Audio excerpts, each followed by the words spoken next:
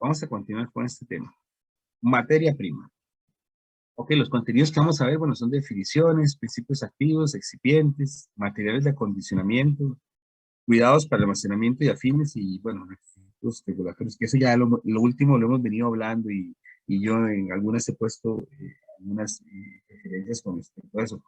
No se extrañen si de repente empezamos, bueno, como todo de una u otra forma está íntimamente relacionado, dentro de todos en las organizaciones donde existen procesos ya debidamente declarados, de repente vuelven a aparecer los conceptos de trazabilidad, cosas de metrología, en fin. ¿Ok? Bueno, definamos qué es materia prima.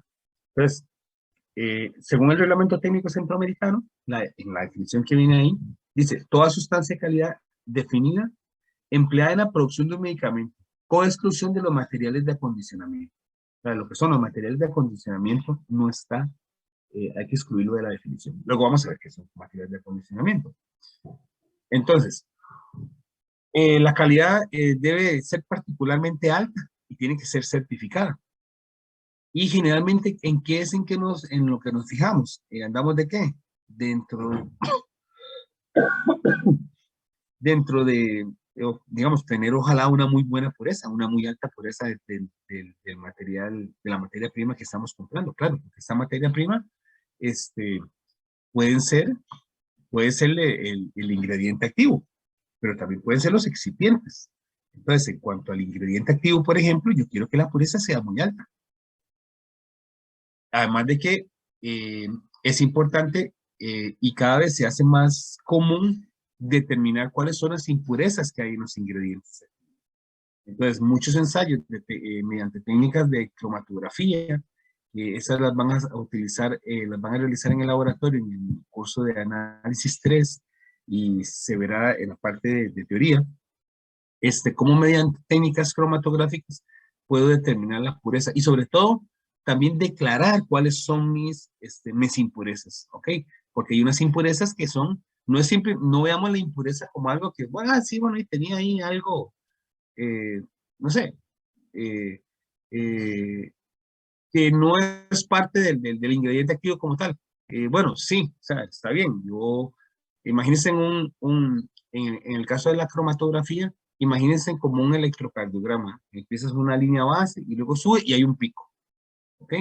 Y luego viene ahí, sigue la línea base y luego hay otro pico. Y ahí va subiendo, ¿no? Va, sube, qué sé yo. Entonces, cada uno de esos picos está relacionado con algo que está ahí.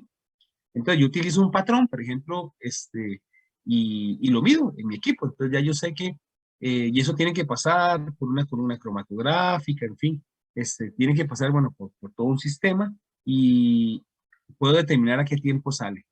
En mi patrón, y yo digo, bueno, mira, sale a los 10 minutos. Eh, entonces yo inyecto, eh, hago una preparación de la materia prima, le hago un tratamiento y luego una cantidad determinada voy y la pongo en el equipo y la mido y me sale también un pico a los 10 minutos.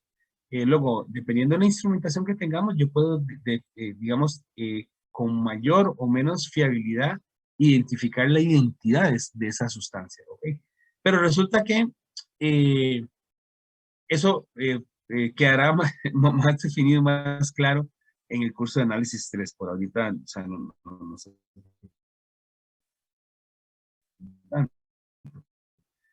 ¿No? O sea, al final es una representación bidimensional. Lo que tengo es en el eje X, tengo el tiempo, y en el eje Y la respuesta. Claro, porque el tiempo porque me sale a un minuto, a un tiempo determinado, a 10 minutos en este caso.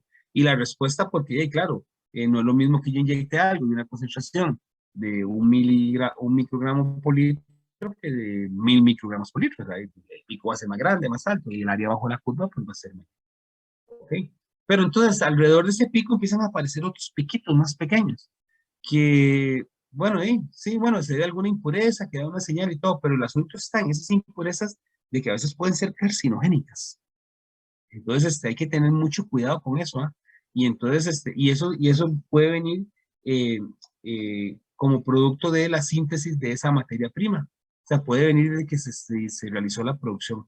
Entonces, eso está siendo muy, muy, muy de moda. Entonces, en el caso de los sartanes que llaman, últimamente ha habido, digamos, situaciones, han ocurrido situaciones particulares a nivel mundial en donde se han encontrado muchas impurezas que se han logrado identificar muy bien usando técnicas apropiadas y decir, mire, aquí aparece este pico, pero resulta que si yo hago un estudio así, así, así, con la instrumentación que tengo, puedo determinar qué es esta sustancia y esta sustancia tiene estas propiedades y entonces, ya eso es un problema porque puede ser carcinogénico.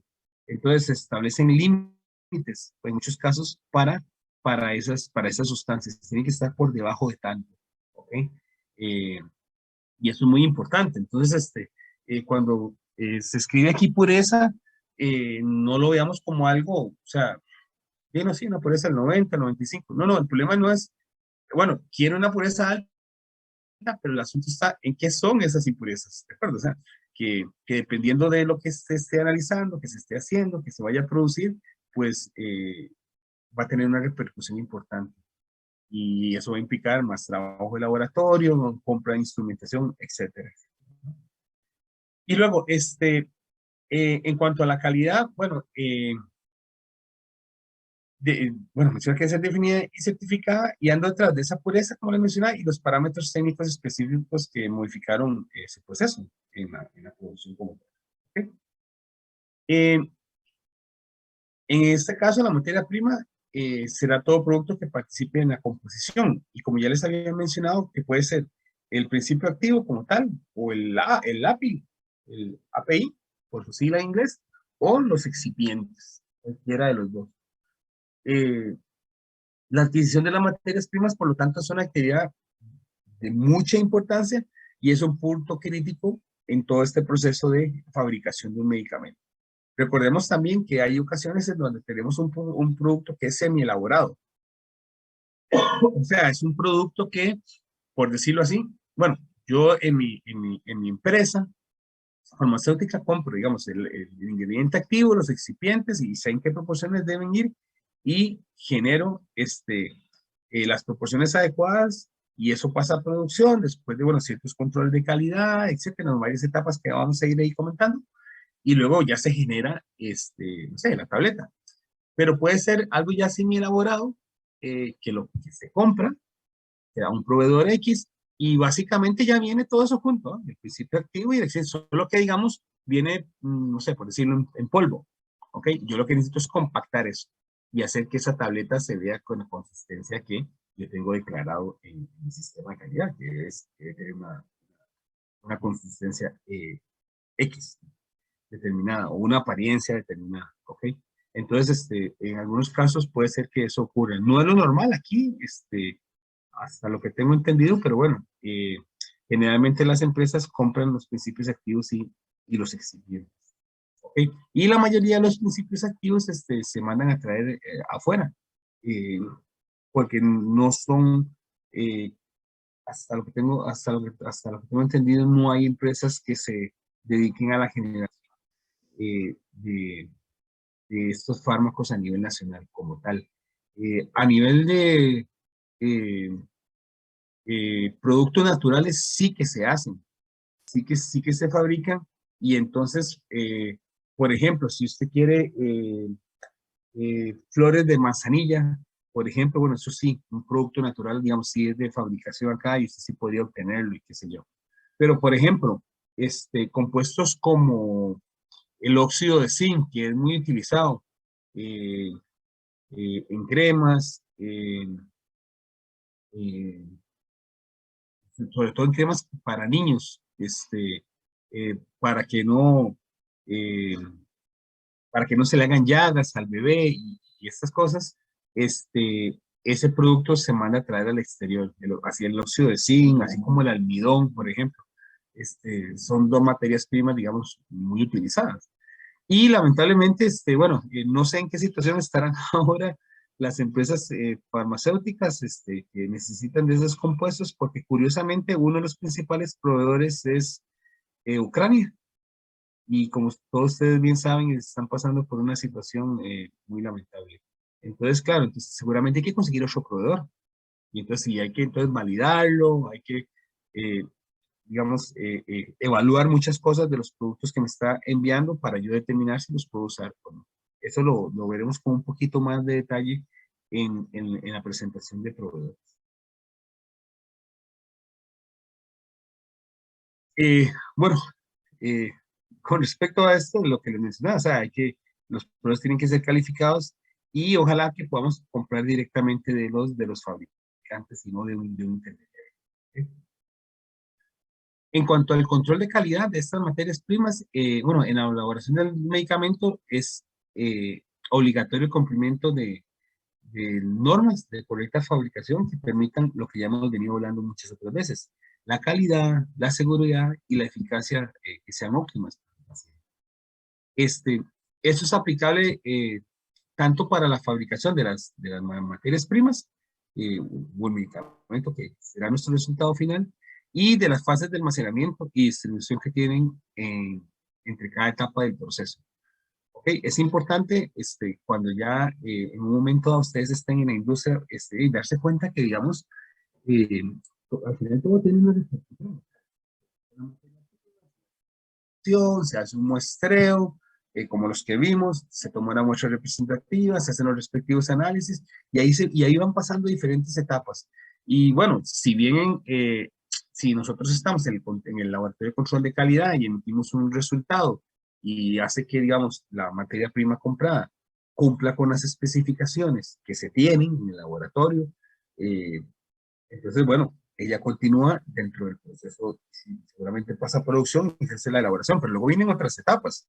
O sea, no queda ahí. Tal vez yo, como funcionario en el laboratorio, pues bueno, mi contribución ya está y necesito analizar otras materias primas, etcétera. Pero luego vienen otros departamentos que están involucrados en la organización, en donde tienen que continuar con las diferentes etapas. Entonces, eso luego se tiene que eh, colocar, bueno, fabricarlo, colocarlo en el recipiente adecuado, hacer el embalaje, etcétera, enviarlo y luego, pero no es simple y sencillamente, y bueno, y todo igual, tiene que estar documentado, cómo lo voy a etiquetar, qué código va a tener, eh, quiénes son las personas responsables, luego eso se va a ir a transporte. Bueno, entonces el regente farmacéutico tiene una función importante ahí, que tiene que coordinar, digamos, todo lo que es esa parte en el transporte, las condiciones en las que se van a ir, en fin, y luego tiene que haber toda una logística en cuanto a la distribución, etcétera, etcétera.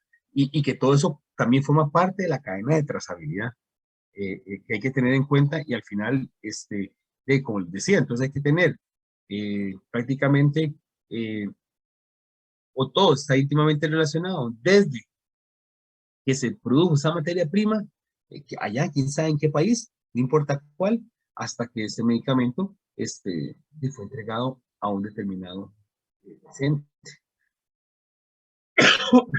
Además, se debe garantizar la calidad de las materias primas utilizadas, pues su calidad pues dependerá obviamente del resultado del producto.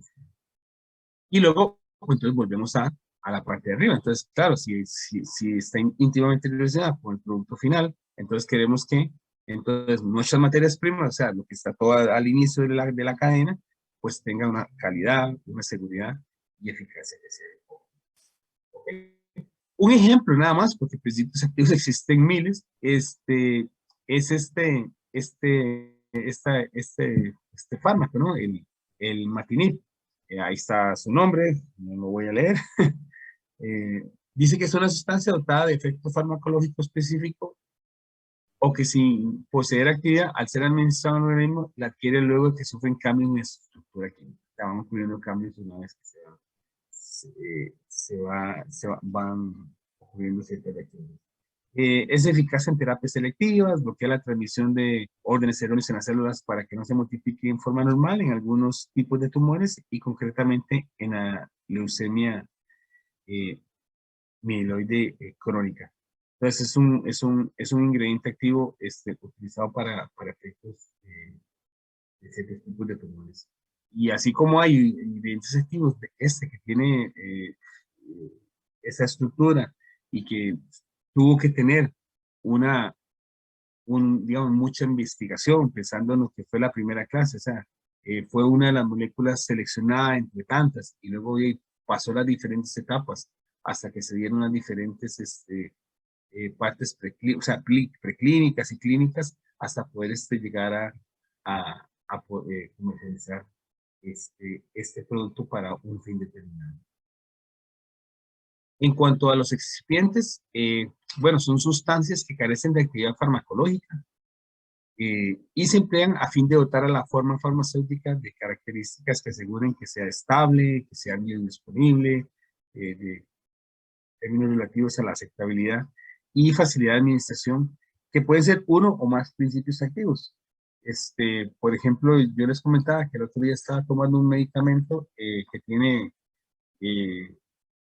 mandado resfriado y todo eso, y ahora con mucha tos, un medicamento que tiene 4 ingredientes activos, por ejemplo. En el caso de la lactosa monohidrato, que es esta que está ahí, tiene ciertas características. Este excipiente, por ejemplo, puede afectar la velocidad de absorción, disolución, metabolismo y distribución en humanos.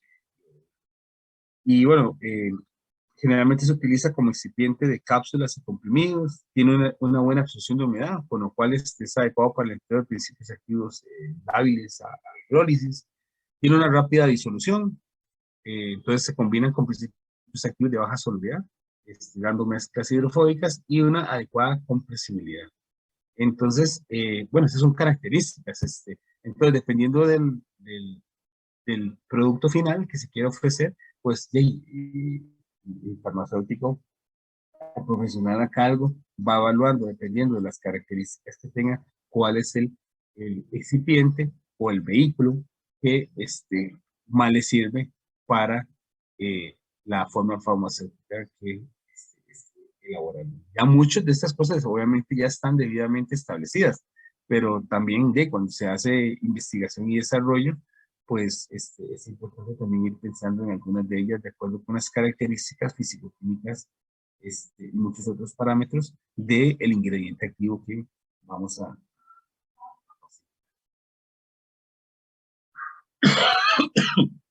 Algunas funciones generales de los excipientes, bueno, lograr la incorporación de los principios activos, como ya hemos mencionado, y pues también puede estar relacionado con las propiedades organolépticas, sabor, color, olor, que sean de aceptación. Las materias primas para medicamentos deben ser sustancias que son de correcta elaboración para garantizar pureza, identidad y seguridad. En cuanto a los procesos de uso de materias primas, podemos pensar en el primero de ellos, que es simple y sencillamente la recepción y documentación de la materia prima. Esa materia prima se compró. ¿Por qué medios? Bueno, puede ser que desde aquí, al interno, la persona responsable o el regente farmacéutico, a través del departamento de compras de la organización, contactó a algún proveedor, y ya era tal vez algún proveedor viejo, o es un proveedor nuevo, al cual también quiero, digamos, auditarlo, o hacer varias pruebas, o también pedirle alguna muestra de la materia prima para yo analizarla en mi laboratorio y ver si cumple con ciertos requisitos. O puede ser que también se haga de esa forma, o puede que a mí me interese como organización aquí desde Costa Rica de enviar a alguien afuera. Entonces, no sería extraño también que en algún momento a alguno de ustedes le corresponda pues ir, no sé, a varios países que son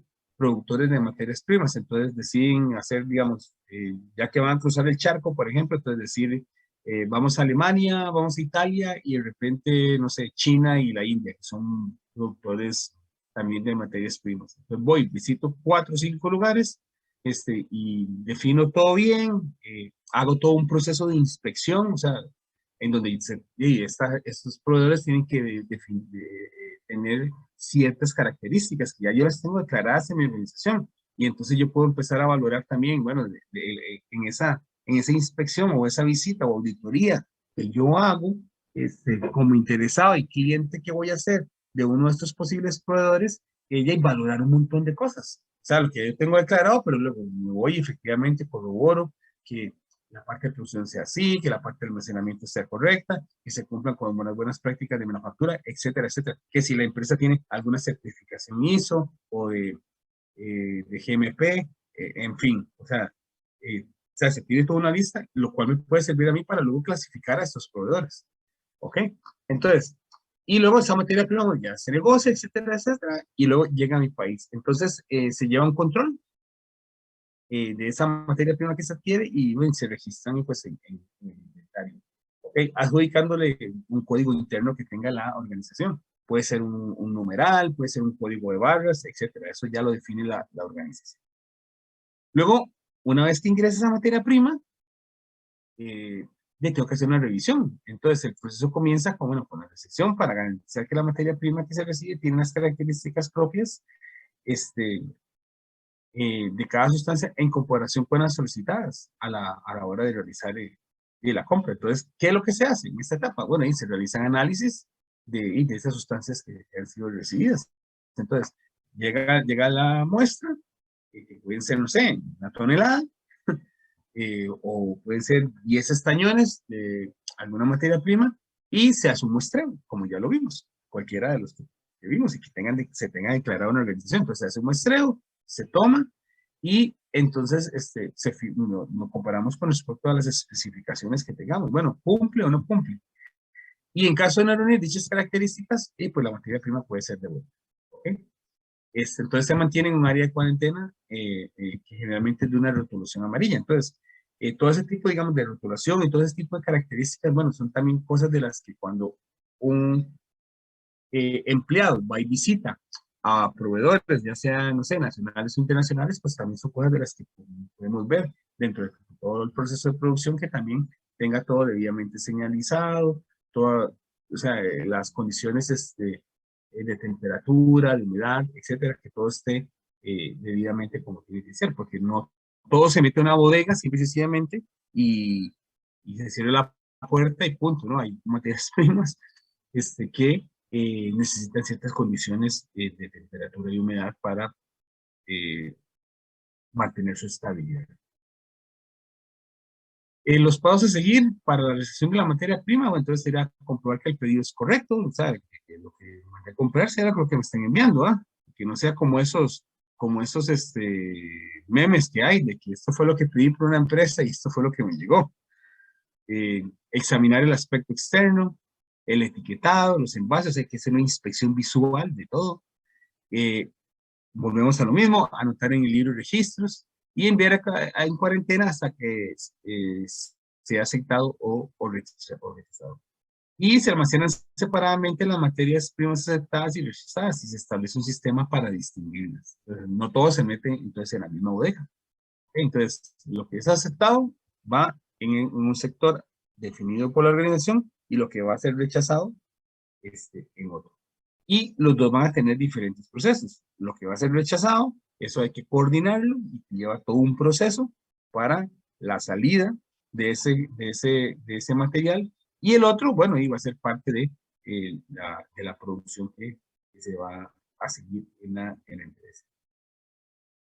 Como una tercera etapa, viene el control de calidad. Entonces aquí se hacen los análisis de características físicas o químicas que pueden ser de densidad, viscosidad, pH, en fin, las que se tengan declaradas para esa materia prima en particular. No siempre son las mismas, obviamente. Y esto se hace con el fin de verificar que posea ahí todas las características requeridas para los productos destinados a consumir. Y como ya se mencionó antes, en caso de no reunir esas características, pues se regresa a sus proveedores. Entonces son cosas eh, ya establecidas dentro de la negociación que se realiza cada uno de ellos. Obviamente, un proveedor que no me permita regresar su materia prima, sí, será un proveedor con el cual yo no voy a tener negocio.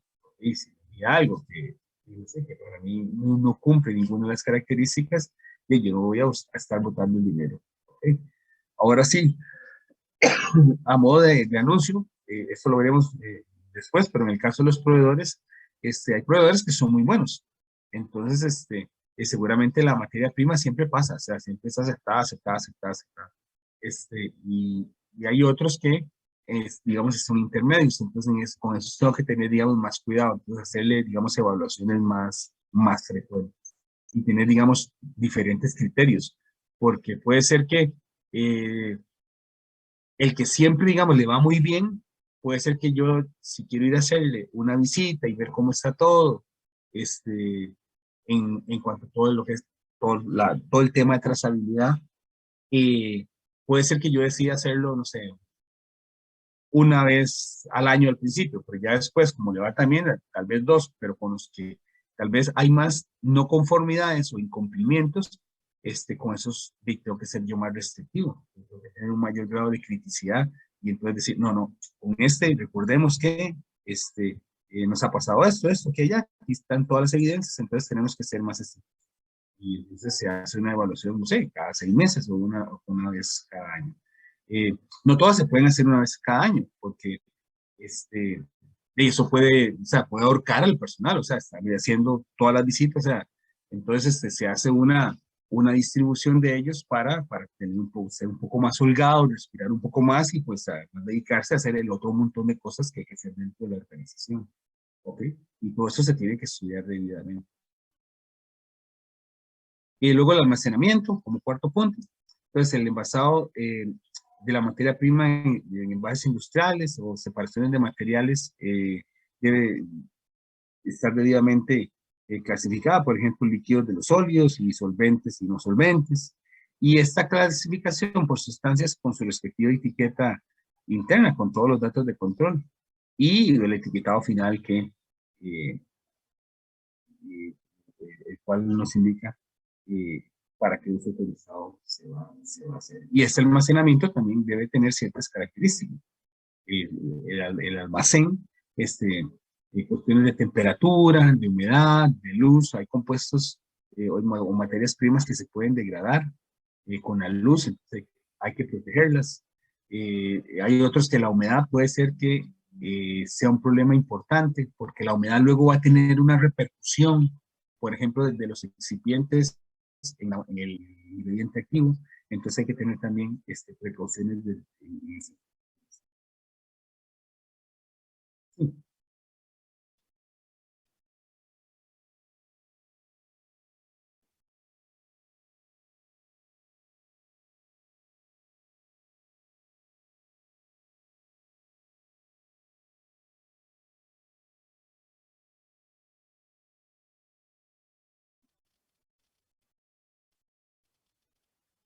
Digamos, ambas cosas. Por ejemplo, bueno, puede ser que la organización lo tenga declarado, ¿ok? Que diga, bueno, cuando vamos a seleccionar eh,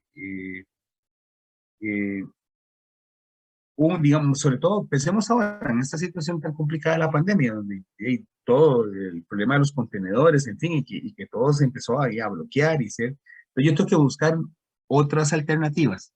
Pero claro, no es simple y sencillamente decir, no, comprémoselo a esa gente ahí de Brasil y mándenlo, porque va a llegar más rápido, porque ahí no viene de China y con todo el problema que, en fin, o sea, hay todo un protocolo establecido en una organización. Okay, puede ser que ya esté definido, ok, que se diga. eh, no, cuando se va a hacer la evaluación de los proveedores, se tienen que seguir todas estas indicaciones y, eh, o sea, tienen que cumplirlas. Entonces, le puede asignar una nota, por ejemplo, usted lo puede tener por, decir, bueno, ya estos tienen con respecto a todo esto que valoré, una nota de que luego con el tiempo también uno va viendo, bueno, qué certificaciones tienen, que lo cual sería importante, y bueno, y cómo le va yendo con las materias primas, sí, si cada vez que llega una y es aceptada, pues, o sea, es un proveedor bastante bien, pero sin embargo, si hay otros que están teniendo problemas, pero a mí me interesa, no sé, porque a lo mejor es una materia prima muy importante, o sea, yo utilizo de eso, no sé, tal vez es mi mejor proveedor, o sea, siempre digamos, me cumple, siempre tiene materia prima disponible, tengo una muy buena relación, una muy buena comunicación, los precios son adecuados también, o sea, no se me van por los aires, ¿sí? Lo cual es importante para la organización. Pero resulta que luego le hago el análisis en control de calidad y pues estoy teniendo problemas. ¿Ok? Entonces, obviamente, la primera sugerencia podría ser de contactar al proveedor. Entonces, usted lo contacta y dice, mire, estoy teniendo estas dificultades, estos son los resultados que he obtenido, y encontrar una solución. Entonces, ver dentro de todo ese proceso de trazabilidad qué es lo que eventualmente podría estar ocurriendo.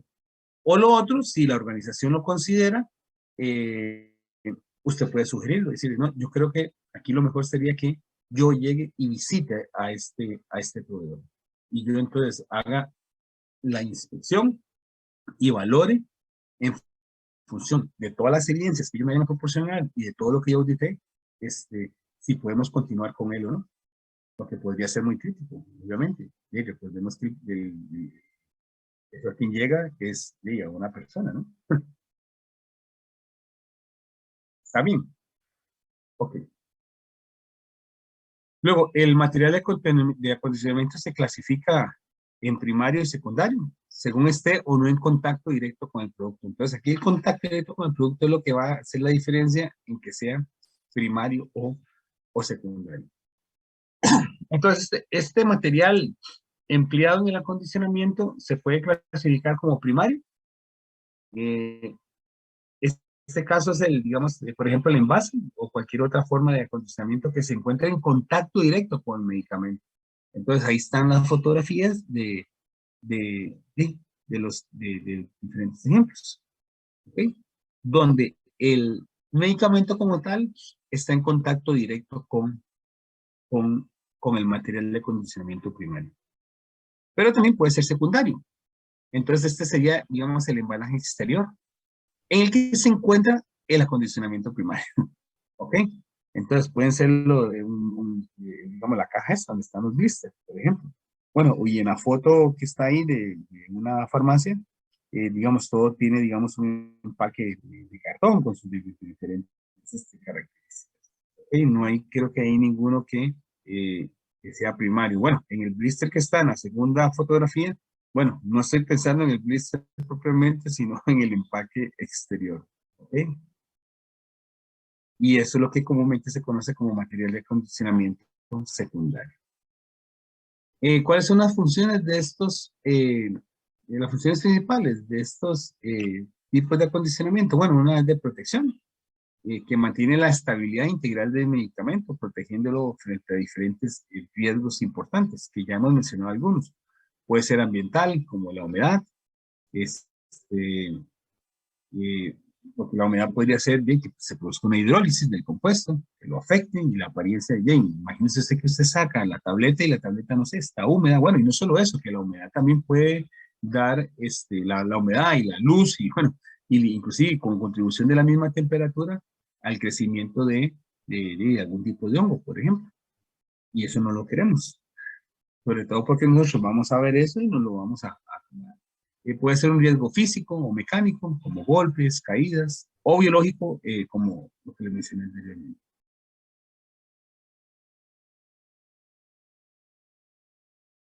Puede ser otra función como información e identificación. Entonces, en este caso, presenta toda la información que identifica el medicamento, como la composición, la fecha de caducidad, cómo se debe administrar, las precauciones de uso, las contraindicaciones, reacciones adversas, el laboratorio que es autorizado para la comercialización. Eso nos dice mucho, sobre todo cuando estamos consumiendo un producto y vemos si el laboratorio, mira, este es el laboratorio nacional, no, esto viene, es un producto internacional. ¿Ok? Entonces, es importante porque en el caso del acondicionamiento secundario, pues ese tipo de material nos permite pues escribir, ¿no? O sea, poner mucha información importante relacionada con eh, el, el, en cuanto al acondicionamiento primario, eh, generalmente, bueno, o también se le denomina inmediato al recipiente como tal y lo protege de cualquier contacto externo y debe cumplir ciertos requisitos. Bueno, tener resistencia física, asegurar la estabilidad, la potencia y la calidad del preparado, no interaccionar de ninguna forma con el medicamento, o sea, tiene que ser inerte el medicamento y para eso se hacen ensayos de estabilidad, para ver con el tiempo, cuando es sometido a diferentes condiciones, de que no haya ninguna interacción entre ellos. ni cediendo componentes ni modificando las características del mismo. Que sea impermeable a los componentes del producto que se guarda. Algunos ejemplos de materiales de acondicionamiento primario son los que tenemos ahí. O sea, el material puede ser de vidrio y el tipo de envase, bueno, ampollas, frascos, los viales, como que está en la tercera fotografía, ahí viene el vial y la jeringa. La jeringa en este caso, estamos pensando en una jeringa de vidrio, obviamente. Y los carpules, que es el que está al final, es la última fotografía. El plástico también, pues pueden ser los diferentes frascos que comúnmente obtenemos cuando compramos algún producto, puede ser el sueros, perdón, el blister como tal, también, entre otros. Y ahí vienen también ya diferentes fotografías. La segunda es para un suero, por si no se observa bien. Y la tercera son unos blisters, empaque. Puede ser metálico, que como bien sabemos, hay muchos blisters que vienen en material metálico, tubos de pomada, geles, los mismos tapones de frascos y los viales. Por ejemplo, en la cuarta fotografía es un tapón de aluminio, por ejemplo. Y luego hay los tapones, los últimos son los tapones para viales. Hay algunos viales que eh, tienen que ser metálicos. ¿Sí? Pueden ser materiales elastoméricos, como los que vienen ahí, digamos, algunos cierres de envases que tienen ese tipo de sistema, donde yo llego, corto y quito la tirita esa que viene ahí. ¿Okay? Es un material elastomérico. O puede ser, digamos, ahí viene el caso de un vial, en donde ese taponcito no es de aluminio, como el caso anterior, la última fotografía, sino que más bien yo puedo llegar, introducir ahí este, eh, la, la jeringa y poder succionar la cantidad que yo desee. ¿Okay? Hay otros donde, digamos, bueno, y es como el caso de arriba, pues sí, no, tengo que introducir la jeringa, pero tengo que quebrar la ampolla. ¿Okay? Y ahí vienen diferentes ejemplos. Y al final también vienen otros, la última foto de los materiales elastoméricos, que son unos carpules. Esos, digamos, muchas sustancias eh, sobre todo estas, ya lo olvidé, que se usan como anestesia, vienen en este tipo de sistema, en donde se colocan en un dispositivo y luego se puede, a través de el material elastomérico, o sea, viene una jeringa, qué sé yo, y se puede administrar el producto, el anestésico que viene. ¿Sí? En cuanto al acondicionamiento secundario, bueno, se refiere al embalaje externo o el estuche o estuche inmediato que contiene en su interior el envase primario. Es el envase definitivo de distribución y comercialización. Y generalmente los requisitos que debe cumplir es, bueno, igual, proteger el medicamento de agentes externos que puedan deteriorarlo, como humedad, luz, temperatura, construir un elemento de identificación del medicamento y facilitar la dispensación. Sea más fácil ese manejo, el transporte y el almacenamiento. Y en la identificación, pues, por supuesto que es uno de los aspectos, todos son importantes, pero la identificación es fundamental porque, hey, si bien generalmente la gente, y ustedes lo viven en sus casas, o sea, la gente a veces pone el medicamento ahí, donde van todos los medicamentos, en una bolsa, en un armario ahí, o sea, en X lugar. Pero bueno, y también, claro, cuando vamos a hacer la compra, el farmacéutico generalmente nos dice, la persona que está ahí en venta nos dice, mira, esto tiene que mantenerlo a temperatura. Por ejemplo, algo muy sencillo, cuando se compra agua oxigenada, ¿ok?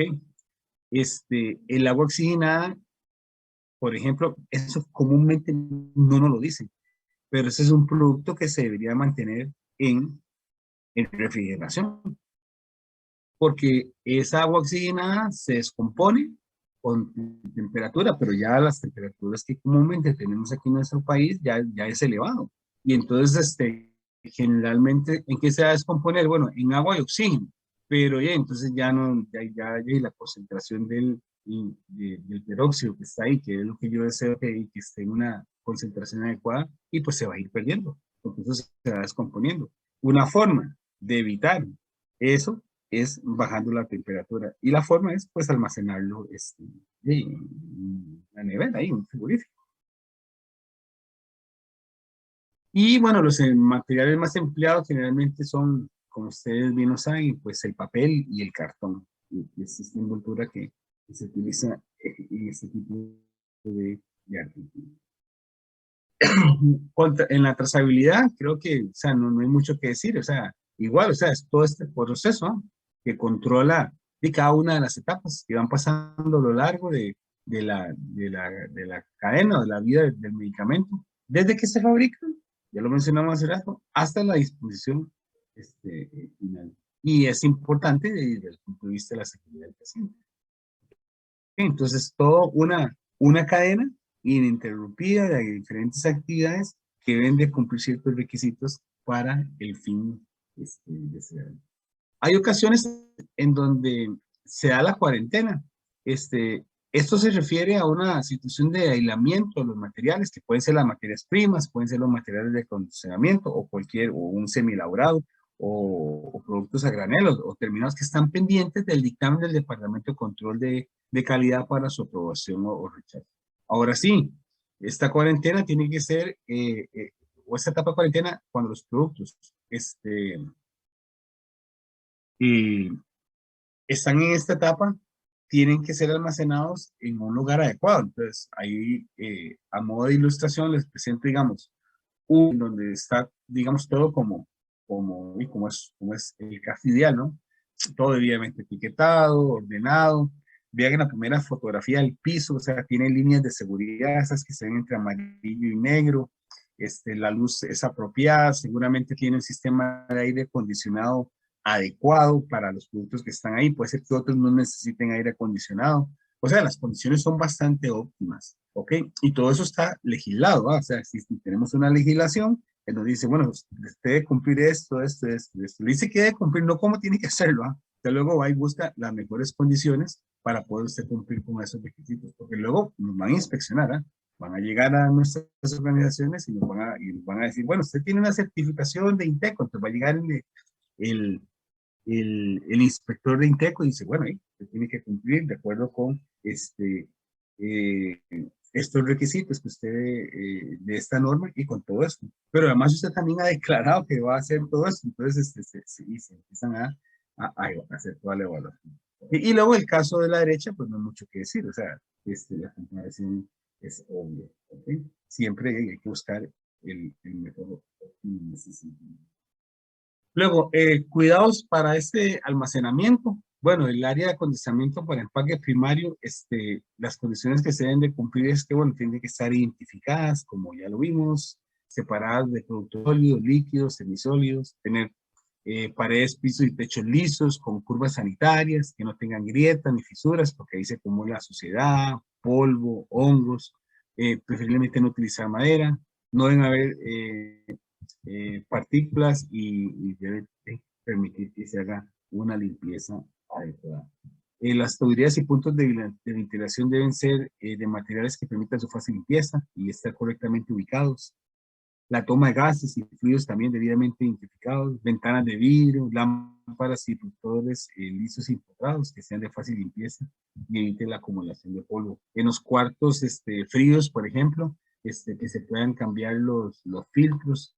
Generalmente se usan unos filtros de muy alta calidad, la gente los suele llamar como filtros EPA, que tienen ciertas características y esa es una parte de servicios que la organización contrata generalmente, ¿ok? Lo mismo que, digamos, todo lo que tiene que ver la parte con control de plagas, que son servicios que se contratan, así como existe el servicio de calibración. Otros cuidados, bueno, tener inyección y extracción de aire con equipo para el control de temperatura, humedad, presión de acuerdo a los requerimientos o especificaciones de cada área. La parte de extracción compuesto, de temperatura, el tener, no sé, por ejemplo, capillas que tengan un flujo laminar, etcétera. Eh, digamos, son características muy importantes en muchos laboratorios, pero también pensando en la parte microbiológica. Hasta ahora, muchos de los ensayos que ustedes han realizado a nivel de laboratorio son meramente para la parte química, pero bueno, a la larga llegarán a realizar algún ensayo microbiológico y ahí es bastante importante, por ejemplo, las condiciones ambientales y esta eh, inyección y extracción de aire continuamente eh, dentro del laboratorio, porque eso puede dar problemas, problemas varios al personal y también, bueno, a evitar que se hayan contaminaciones cruzadas dentro de todos los ensayos que se van a realizar. Eh, las áreas de producción no deben utilizarse como áreas de paso. O sea, producción es producción. y, y bueno, y también en este caso, obviamente, dentro de las organizaciones existe o nos autorizan a estar en una área u otra. ¿Ok? Entonces, yo soy de control de calidad, seguramente tengo acceso a todo lo que tiene que ver con control de calidad, pero seguramente podría ser que no me permitan estar en producción, excepto tal vez al gerente de control de calidad. Y obviamente entre los gerentes o jefes de cada uno de los departamentos, entre ellos existe una comunicación continua 24/7. Y luego está libre de materiales y equipos que no estén involucrados en el, son algunas de las condiciones que se. En cuanto al empaque secundario, las condiciones son, bueno, estar separada también, identificada, con paredes, pisos y techos lisos, igual sin grietas ni fisuras, no utilizar madera y deben permitir su fácil limpieza. La toma de gases, sí, eso es, digamos, en la parte, digamos, hospitalaria, en la parte de cuando se hacen muchas pruebas precisamente microbiológicas, eh, esa curvatura que está, usted no sé si ha visto, digamos, en muchos hospitales donde viene la parte de abajo curvo. Ok, ok, eso, ok, exactamente, ok, bueno, imagínense un rodapié, ok, que dicha puso el comentario. Una reglita ahí, que es lo que hay, digamos, en muchas casas, ok. Imagínese usted lo que pasaría si yo esa reglita la quito. ¿Qué es lo que usted encuentra ahí? ¿Qué es lo que usted esperaría? Digamos, no sé, en una casa, ¿qué es lo mismo que perdón? Sí, sí, polvo, contaminación, a lo mejor hasta alguna moneda, me explico. O sea, ahí es un mundo aparte, ¿ok? Pero claro, pero todo eso es un foco, podría ser un foco de contaminación, y ahí se van acumulando porquería, etcétera, etcétera. Entonces, no, pero yo necesito que todo esté limpio. Lo mismo con los vidrios, o sea, en muchos laboratorios también los requisitos es que, digamos, que el vidrio prácticamente vaya como hay una expresión para eso a nivel estructural. No sé, no recuerdo el nombre, pero digamos como que el vidrio esté al haz de la pared, por decirlo así. ¿Ok? También con el mismo objetivo, de que no hayan, digamos, como lo que típicamente hay, que digamos el vidrio está montado sobre una reglilla ahí metálica, generalmente de aluminio, luego viene como unos pretilitos, ¿no? Como unos escalones, ¿no? Pero ahí, ¿qué es lo que hay? Son esas partes ortogonales ahí, esas partes en 90 grados en donde usted pasa el dedo por ahí un día, hágalo en cualquier lugar, hágalo en su casa, porque el polvo que se acumula ahí, eso es de todos los días. Entonces, nada más es cuestión de pasar el dedo por ahí y nos vamos a dar cuenta de lo muy lleno de polvo que está. Entonces, es para evitar todo ese tipo de cosas que nos podrían a la larga traer bastantes problemas. Y eso también va a facilitar la limpieza. En los laboratorios en donde se trabaja con material marcado, eso es muy estricto también. Y una de las condiciones, por ejemplo, en la parte de almacenamiento, ya que estamos hablando de esto, es que, por ejemplo, yo tengo un compuesto que está, digamos, marcado con carbono 14. Eh, porque no sé, porque utilizo un equipo de centelleo líquido, que es el que me permite hacer estudios con ese compuesto y ver, no sé, el decaimiento, etcétera, etcétera.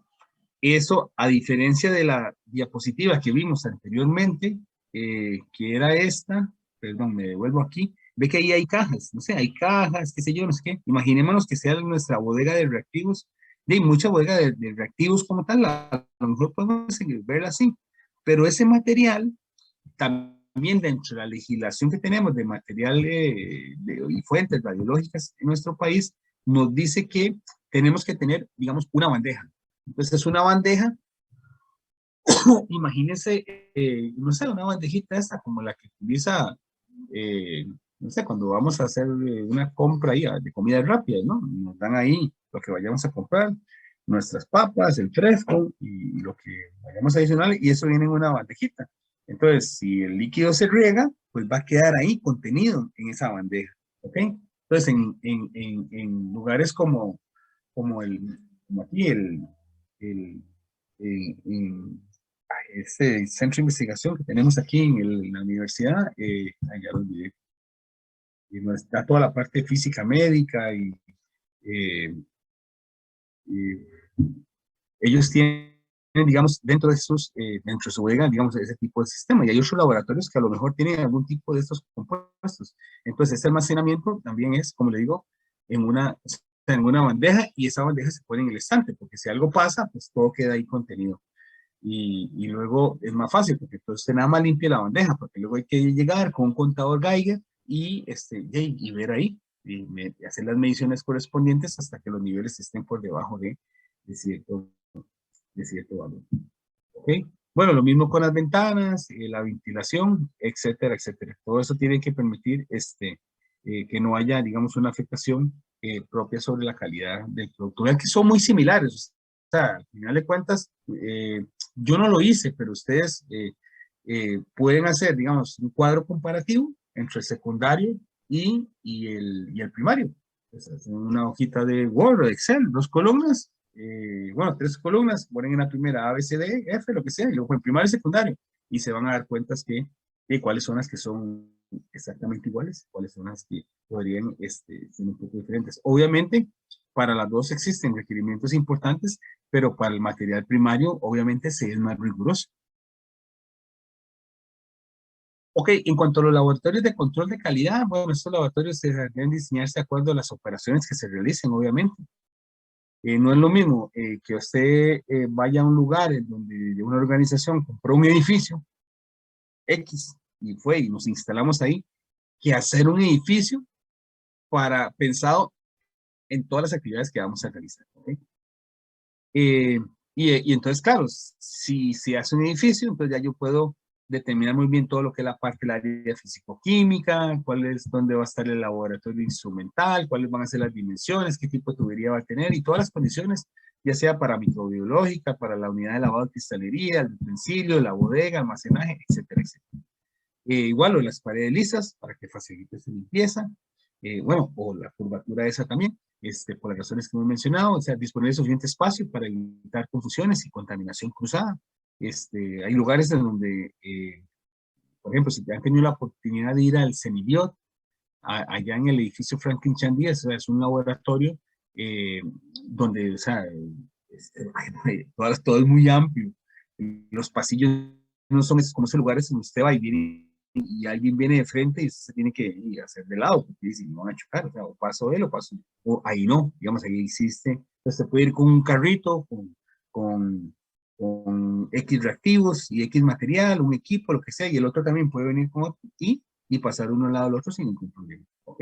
Y los pisos también, además de ser unos pisos adecuados, también tienen, por si algo se regara, tienen los respectivos desagües para que eso vaya a un lugar de contención adecuada por si ocurriera un problema de esos, o no sé, o una inundación, o se quebró un tubo, en fin, alguna adversidad que también puede ocurrir. Bueno, en el área de mantenimiento, con las condiciones adecuadas para las muestras, los reactivos, patrones, etcétera.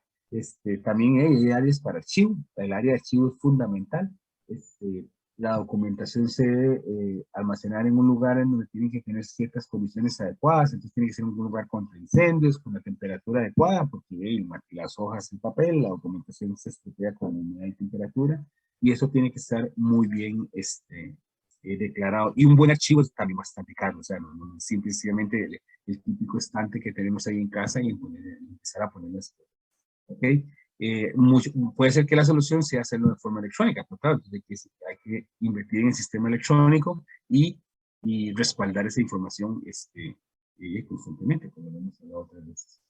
Y luego contar con los requerimientos de seguridad ocupacional, como duchas, campanas tractoras, lavabos y lo que se requiere además. Perdón. Y ya para terminar, por lo menos por hoy, no robarle mucho tiempo, en cuanto al área de instrumentos sensibles y microbiología, bueno, en cuanto a los sensibles, está diseñada para proteger el equipo de instrumentos que son altamente sensibles pues, a las vibraciones, a las interferencias eléctricas, a la humedad, a la temperatura. En cuanto a las balanzas, ustedes ya saben muchos de los requerimientos que deben de tener. Y en la parte microbiológica, ya hemos mencionado algunas. Generalmente está separada de otras áreas y tienen que tener sistemas de aire independiente, de flujo laminar, paredes, techos y pisos lisos, lámparas de difusor liso, mesa de trabajo lisa, o sea, en fin, generalmente tienen características muy particulares que son diferentes a la del área química como tal. Que eso lo hace, son parte de los requisitos debido a el tipo de material con el que se trabaja. Y bueno, los requisitos regulatorios son esos que están ahí.